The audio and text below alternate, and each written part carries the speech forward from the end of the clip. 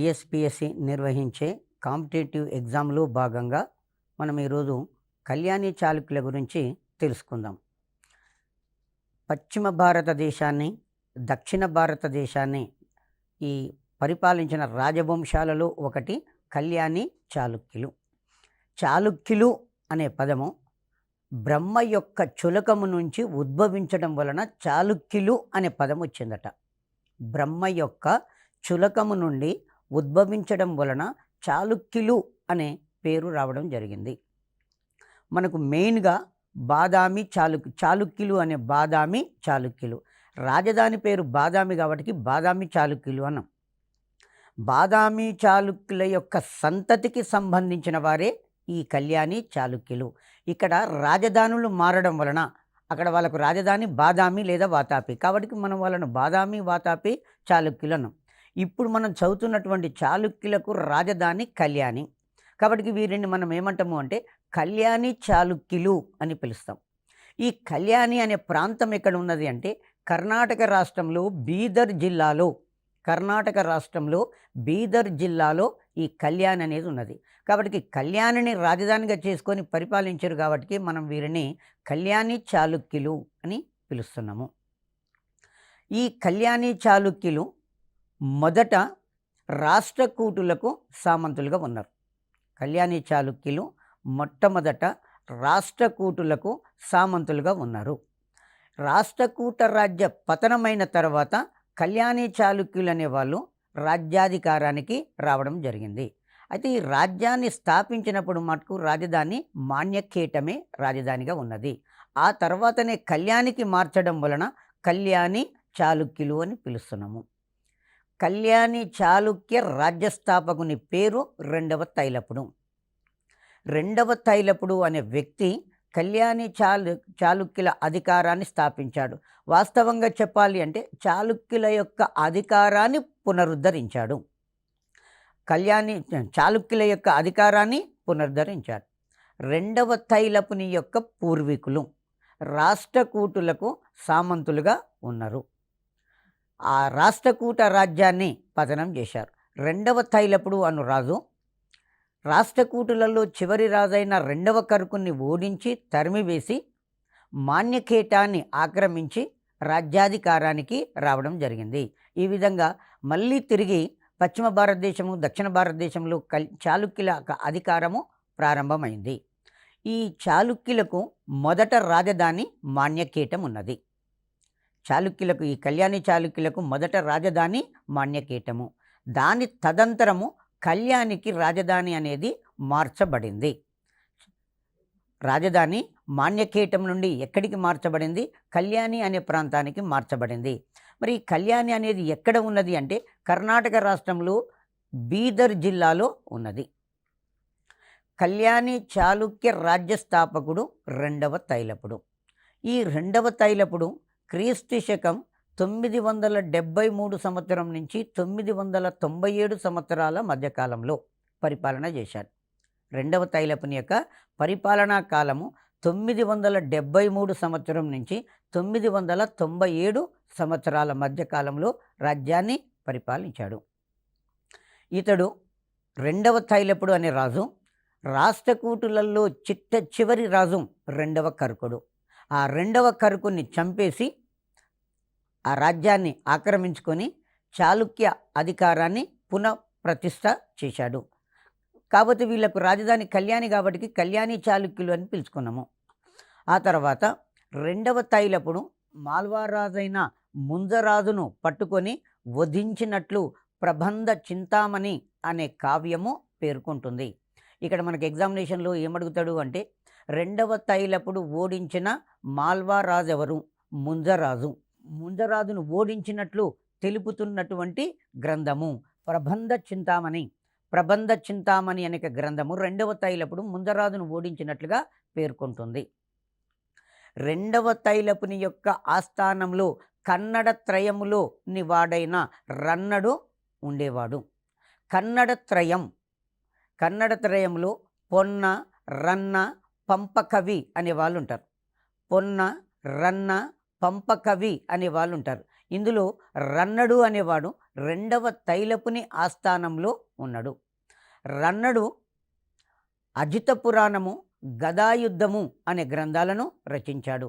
ఇది చాలా ఇంపార్టెంటు. రన్నడు రచించిన గ్రంథాలు అజిత పురాణము, గదా యుద్ధము. ఈ రన్ననికి కన్నడ భాషలో కవి చక్రవర్తి అనే బిరుదు ఉన్నది. రన్నడికి కన్నడ భాషలో కవి చక్రవర్తి అనే బిరుదు ఉన్నది. ఆ తర్వాత రెండవ తైలపునికి అభినవ మల్ల, రణరంగ భీమ అను బిరుదులు ఉన్నవి. రెండవ తైలపుడు ధరించినటువంటి బిరుదులు అభినవ మల్ల, రణరంగ భీమ అనే బిరుదులు రెండవ తైలపునికి ఉన్నవి. రెండవ తైలపుడు కళ్యాణి చాళుక్య రాజ్య స్థాపకుడు. రెండవ తైలపుడు రాష్ట్రకూటులలో చివరి రాజైన రెండవ కర్కుని చంపేసి వారి రాజ్య శిథిలాల మీద చాళుక్యుల యొక్క అధికారాన్ని పునరుద్ధరించడం జరిగింది. రెండవ తైలపుని ఆస్థానంలో కన్నడ భాషలో కవి చక్రవర్తి అయిన రన్నడు ఉండేవాడు. ఈ రన్నడు అజిత పురాణము, గదాయుద్ధము అనే గ్రంథాలను రచించాడు. ఆ తర్వాత రెండవ తైలపునికి గల బిరుదులు అభినవ మల్ల, రణరంగ భీమ అనే బిరుదులు ఉన్నవి. రెండవ తైలపుని తర్వాత మరో గొప్ప రాజు రెండవ జయసింహ వల్లభుడు. ఈ రెండవ జయసింహ వల్లభుడు క్రీస్తు శకము 1015 సంవత్సరం నుంచి 1042 సంవత్సరాల మధ్యకాలంలో పరిపాలించాడు. రెండవ తైలపుని తర్వాత అధికారంలోకి వచ్చింది రెండవ జయసింహ వల్లభుడు. 1015 నుంచి 1042 సంవత్సరాల మధ్యకాలంలో రాజ్యాన్ని పరిపాలించాడు. ఇతడు పరమార భోజుని జయించి లాట రాజ్యాన్ని ఆక్రమించాడు. లాట అంటే దక్షిణ గుజరాత్ ప్రాంతం. ఈ దక్షిణ గుజరాత్ ప్రాంతాన్ని పరిపాలిస్తున్న రాజవంశము పరమార వంశం. ఆ పరమార వంశానికి చెందిన రాజు భోజుడు. పరమార భోజుని జయించి లాట రాజ్యాన్ని రెండవ జయసింహ వల్లభుడు ఆక్రమించాడు. ఆ తర్వాత రెండవ జయసింహ వల్లభుడు వేంగీలో రాజరాజ నరేంద్రునికి, విజయాదిత్యునికి సింహాసనం కొరకు ఆధిపత్య యుద్ధం జరిగింది. వేంగీ చాళుక్య రాజ్యం, వేంగీ చాళుక్య రాజ్యం అన్న తూర్పు చాళుక్య రాజ్యం అన్న ఒకటే. ఈ వేంగీ రాజ్యంలో రాజరాజ నరేంద్రునికి, వినయాదిత్యునికి మధ్యన వారసత్వ ఘర్షణ జరిగింది. ఈ ఘర్షణలో రెండవ జయసింహుడు విజయాదిత్యున్ని సమర్థించాడు. సో రెండవ జయసింహ వల్లభుడు రాజరాజ నరేంద్రుని ఓడించి పారదోలి విజయాదిత్యుని సింహాసనం మీద కూర్చోబెట్టాడు. ఇక్కడ మనకు ప్రధానంగా తూర్పు చాళుక్య రాజ్యంలో ఘర్షణ రాజరాజ నరేంద్రునికి, విజయాదిత్యునికి మధ్య జరుగుతుంది. రెండవ జయసింహ వల్లభుడు విజయాదిత్యుని సమర్థిస్తాడు. రాజరాజ నరేంద్రుని ఓడించి తరిమివేసి విజయాదిత్యుని వేంగీ సింహాసనం మీద నిలిపాడు. అయితే ఇక్కడ మనకు రాజరాజ నరేంద్రునికి తన కూతుర్నిచ్చి వివాహం చేసిన చోళ చక్రవర్తి రెండవ రాజేంద్ర చోళుడు. కాబట్టి ఎప్పుడైతే తన అల్లుణ్ణి రెండవ జయసింహుడు ఓడించాడో తన అల్లునికి సపోర్టుగా చోళ చక్రవర్తి మొదటి రాజేంద్ర చోళుడు దండయాత్ర చేసుకుంటూ వచ్చి రెండవ జయసింహ వల్లభుని ఓడించి కొల్లిపాక, కళ్యాణ నగరాలను దోచుకొని వీరాభిషేకం జరుపుకోవడం జరిగింది. విజయ రాజేంద్ర అనే బిరుదు పొందాడు. రెండవ జయసింహ వల్లభుని కాలంలో వేంగీలో రాజరాజ నరేంద్రునికి, విజయాదిత్యునికి సింహాసనం కొరకు ఘర్షణ జరిగింది. ఈ ఘర్షణలో రాజరాజ నరేంద్రుణ్ణి రెండవ జయసింహ వల్లభుడు పారదోలి విజయాదిత్యుని సింహాసనము ఎక్కించాడు. మరి చోళ చక్రవర్తి మొదటి రాజేంద్ర చోళుడు దండెత్తుకొని వచ్చి రెండవ జయసింహ వల్లభుని మస్కి దగ్గర జరిగిన యుద్ధంలో ఓడించి వేంగీలో రాజరాజ నరేంద్రుణ్ణి తిరిగి సింహాసనం పైన నిలిపాడు. సో కాబట్టి మనకి ఇక్కడ రెండవ జయసింహ వల్లభుని ఓడించినటువంటి చోళ చక్రవర్తి రాజేంద్ర చోళుడు ఏ యుద్ధంలో ఓడించాడు అంటే మస్కి దగ్గర జరిగిన యుద్ధంలో ఓడించాడు. రాజరాజ నరేంద్రుణ్ణి తిరిగి వేంగీ సింహాసనం మీద నిలిపింది ఎవరు అంటే రాజేంద్ర చోళుడు నిలిపాడు. సో జయసింహుని కాలం నుండి వీరు శైవ మతాన్ని అనుసరించారు. అంతకు ముందు తీసుకున్నట్లయితే తొలి చాళుక్య రాజులు జైన మతాన్ని అనుసరించారు. కానీ జయసింహుని కాలం నుండి మాత్రము వీరు శైవ మతాన్ని అనుసరించారు. ఈ రెండవ జయసింహ వల్లభుని తర్వాత మరో రాజు మొదటి సోమేశ్వరుడు. గొప్ప రాజులలో ఒకడు మొదటి సోమేశ్వరుడు. మొదటి సోమేశ్వరుడు క్రీస్తు శకము 1042 సంవత్సరం నుంచి 1068 సంవత్సరాల మధ్యకాలంలో రాజ్యాన్ని పరిపాలిస్తాడు. ఈ మొదటి సోమేశ్వరుడు కాలంలో జరిగిన ప్రధానమైన సంఘటన ఏంటంటే రాజధాని మార్పు. రాజధానిని ఎక్కడి నుండి ఎక్కడికి మార్చాడు అంటే మాన్యకేటము అనే నగరము నుండి కళ్యాణినికి మార్చాడు. మాన్యకేటం అనే ప్రాంతం నుండి రాజధానిని కళ్యాణికి మార్చిన చాళుక్య రాజు ఎవరు అంటే మొదటి సోమేశ్వరుడు. మరి కళ్యాణి అనే ప్రాంతం ఎక్కడ ఉన్నదంటే ప్రస్తుత కర్ణాటక రాష్ట్రంలో బీదర్ జిల్లాలో ఈ కళ్యాణి అనేది ఉన్నది. అక్కడికి రాజధాని మార్చబడింది. మొదటి సోమేశ్వరుడు వేంగి రాజైన రాజరాజ నరేంద్రుని ఓడించి తనకు సామంతునిగా చేసుకుంటాడు.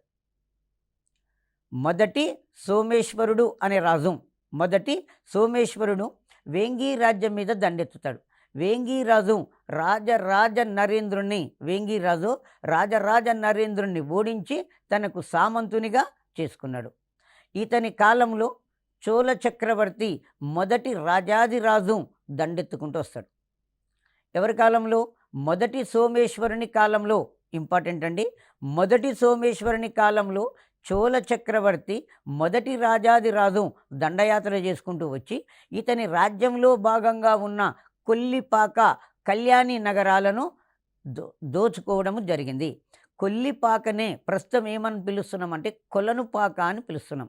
అందుకనే కొలనుపాకలో జైన మందిరాలు ఉన్నాయి. కొలనుపాకలో జైన మందిరాలు ఉన్నవి.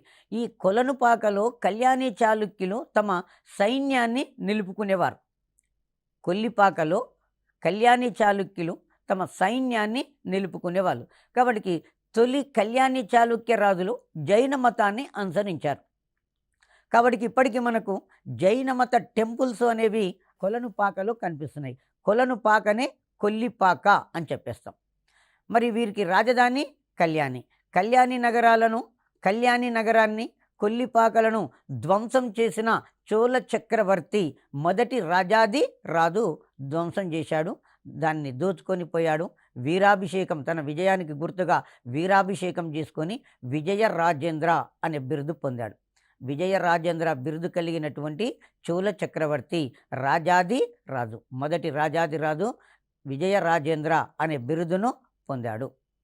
ఆ తర్వాత మొదటి సోమేశ్వరుడు చేసినటువంటి అన్ని యుద్ధాలలో పాల్గొన్న అతని సామంతుడు మొదటి ప్రోలరాజు.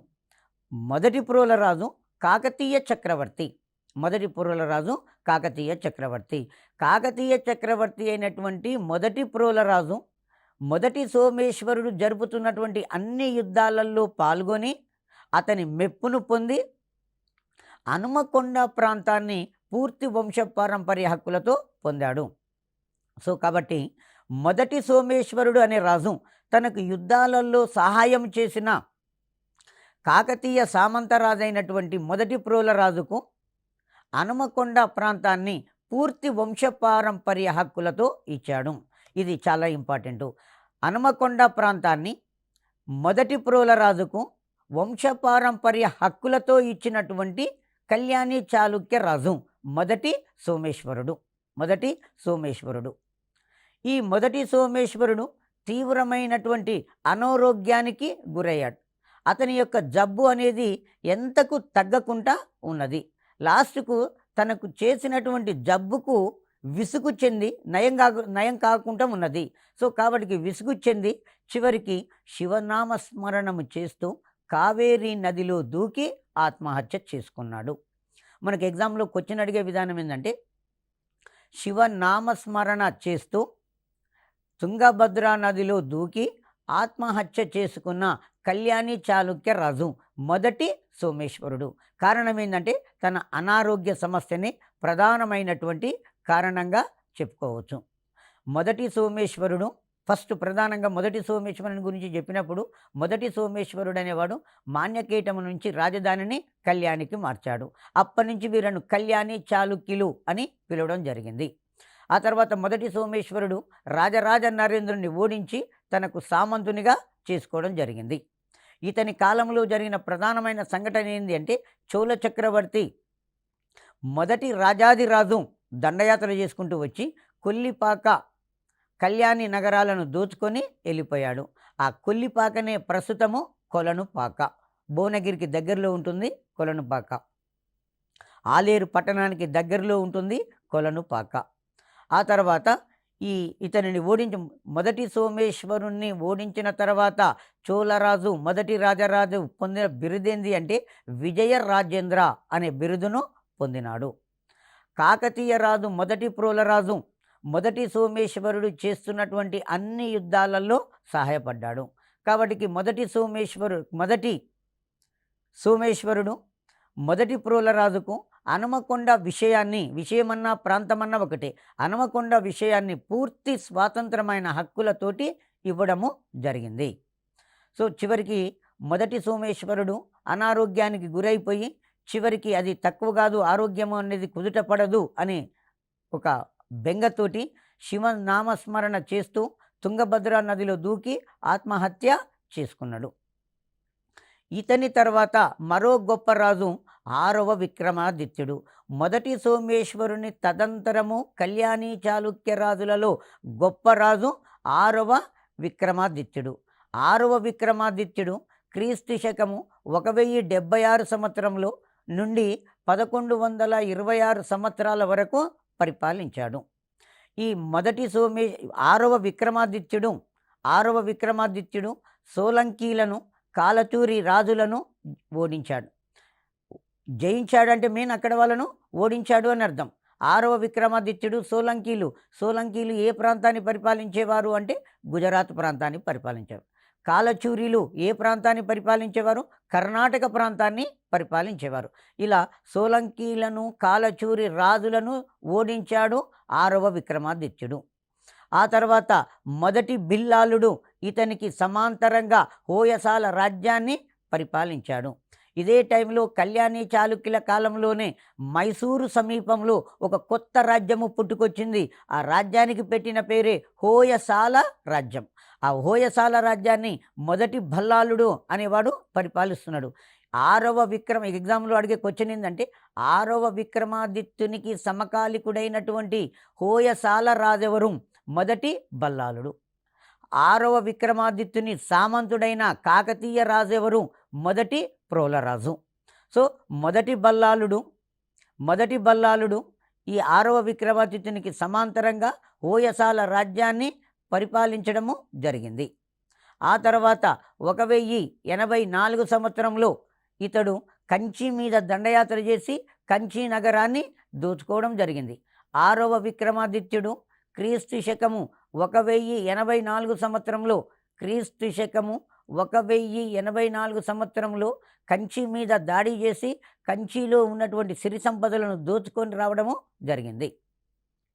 అయితే 6వ విక్రమాదిత్యుడు చేసినటువంటి యుద్ధాలలో 2వ బేతరాజు ఇతనికి సహాయంగా బాగా ఉపయోగపడడం జరిగింది. కాబట్టి ఈ 6వ విక్రమాదిత్యుడు 2వ బేతరాజుకు సబ్బి మండలాన్ని ఇనాంగా ఇచ్చాడు. సబ్బి మండలమే నేటి కరీంనగర్ ప్రాంతము. కావున ఈ కాకతీయులు 6వ విక్రమాదిత్యుని కాలంలో కాకతీయులు తెలంగాణలో బాగా బలపడము జరిగింది. ఇతని ఆస్థాన కవి బిలహానుడు. 6వ విక్రమాదిత్యుని యొక్క ఆస్థాన కవి బిలహానుడు కాశ్మీరము నుండి కర్ణాటక ప్రాంతానికి వచ్చి స్థిరపడ్డాడు. కాబట్టి కళ్యాణి చాళుక్యుల ఆస్థానంలో ఉన్న కవి బిలహానుడు. స్పెసిఫిక్గా ఒక రాజు పేరు తీసుకున్నట్లయితే 6వ విక్రమాదిత్యుని ఆస్థాన కవి ఎవరు? బిలహానుడు ఎక్కడి నుండి భారతదేశానికి వచ్చాడు? కాశ్మీరం నుండి వచ్చాడు. బిలహానుడు రచించిన గ్రంథము విక్రమాంక దేవ చరిత్ర. బిలహానుడు విక్రమాంక దేవ చరిత్ర అనే గ్రంథము రచించాడు. దీని తర్వాత మరొక కవి యజ్ఞవల్క స్మృతి మీద ఒక మితాక్షరముని వ్యాఖ్యానాన్ని రచించాడు. విజ్ఞానేశ్వరుడు ఇతని ఆస్థాన విద్వాంసుడు. యజ్ఞవల్కము మీద మితాక్షర వాక్యం రచించినటువంటి విజ్ఞానేశ్వరుడు 6వ విక్రమాదిత్యుని ఆస్థాన విద్వాంసుడు. ఆస్థాన విద్వాంసుడు అంటే ఆస్థాన పండితుడు. ఆ తర్వాత 6వ విక్రమాదిత్యుడు త్రిభువనమల్ల అనే బిరుదుతోటి సింహాసనాన్ని అధిష్ఠించాడు. మనకు ఇక్కడ 6వ విక్రమాదిత్యుని పాలనా కాలం తీసుకున్నట్లయితే 1076 నుంచి 1126 వరకు రాజ్యాన్ని పరిపాలించాడు. ఈ 6వ విక్రమాదిత్యుని కాలంలోనే హోయసాల రాజ్యాన్ని మొదటి బల్లాలుడు అనేవాడు పరిపాలించాడు.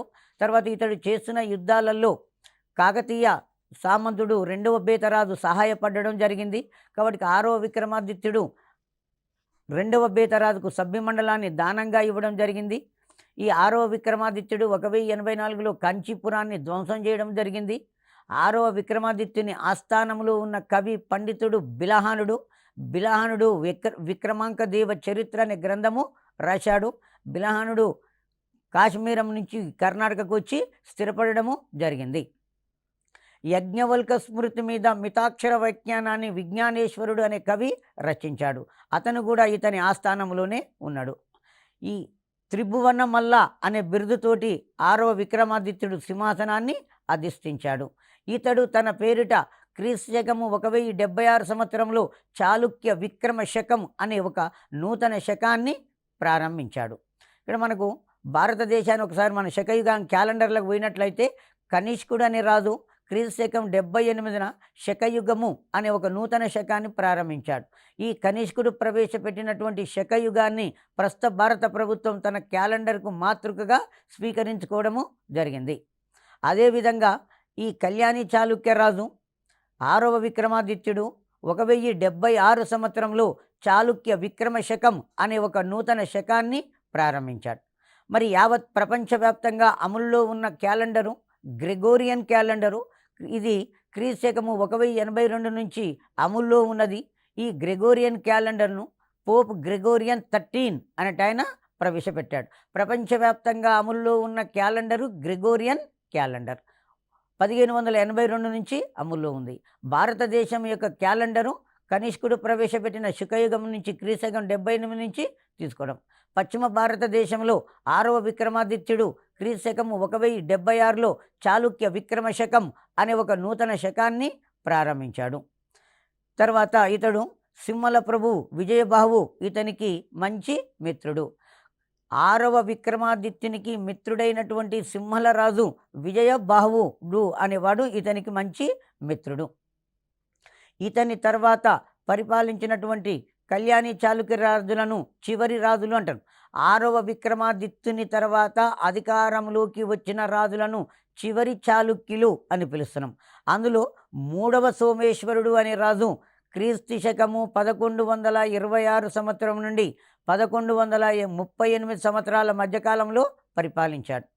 ఆ తర్వాత జగదేక మల్లుడు అనే రాజు 1138 సంవత్సరం నుంచి 1151 సంవత్సరాల మధ్య రాజ్యాన్ని పరిపాలించాడు. ఆ తర్వాత 3వ తైలపుడు 1150 సంవత్సరం నుంచి 1157 సంవత్సరాల మధ్యకాలంలో పరిపాలించాడు.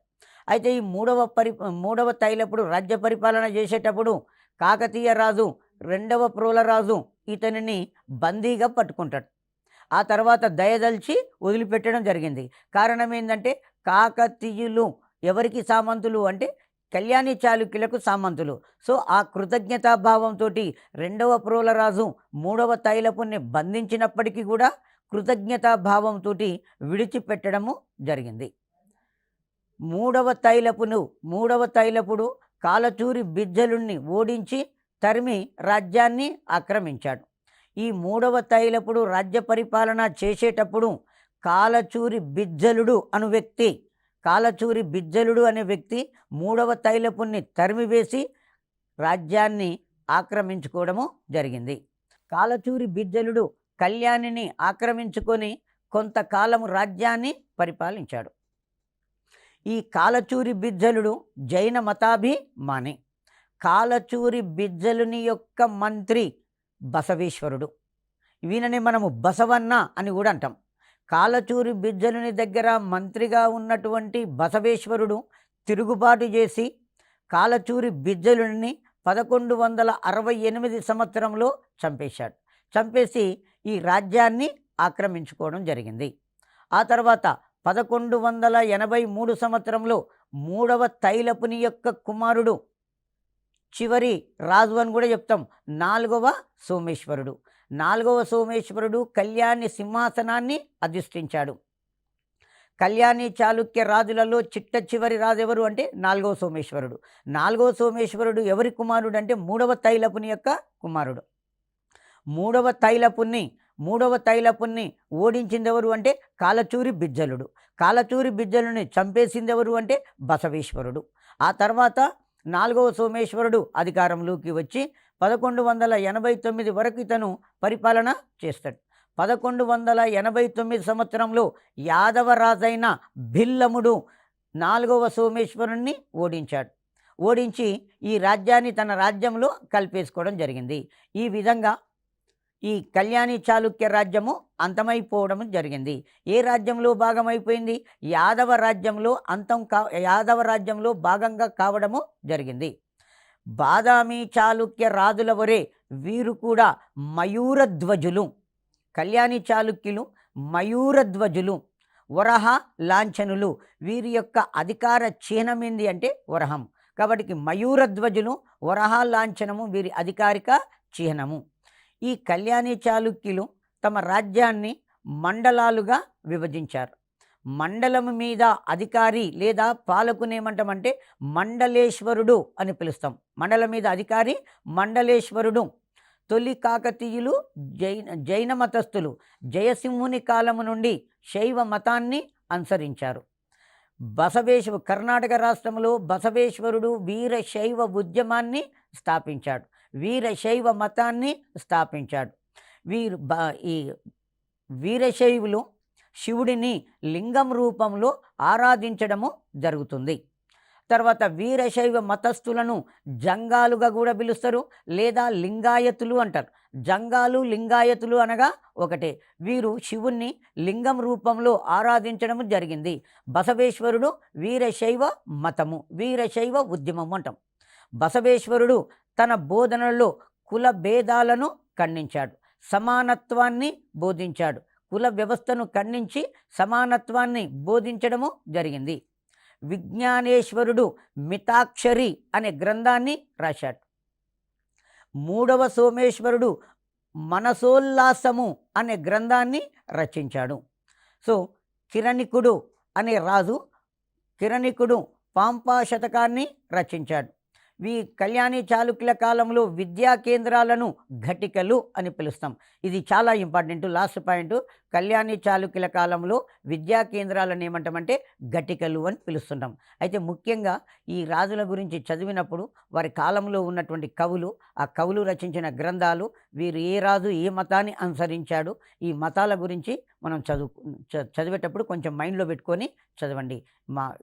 జైన మతము మరియు శైవ మతము, తర్వాత వీరు పోషించినటువంటి కవులు రచించినటువంటి గ్రంథాలు. విద్యా కేంద్రాలను ఏమన్నారు వీరి కాలంలో అంటే ఘటికలు అంటే వేద విద్యా కేంద్రాలు.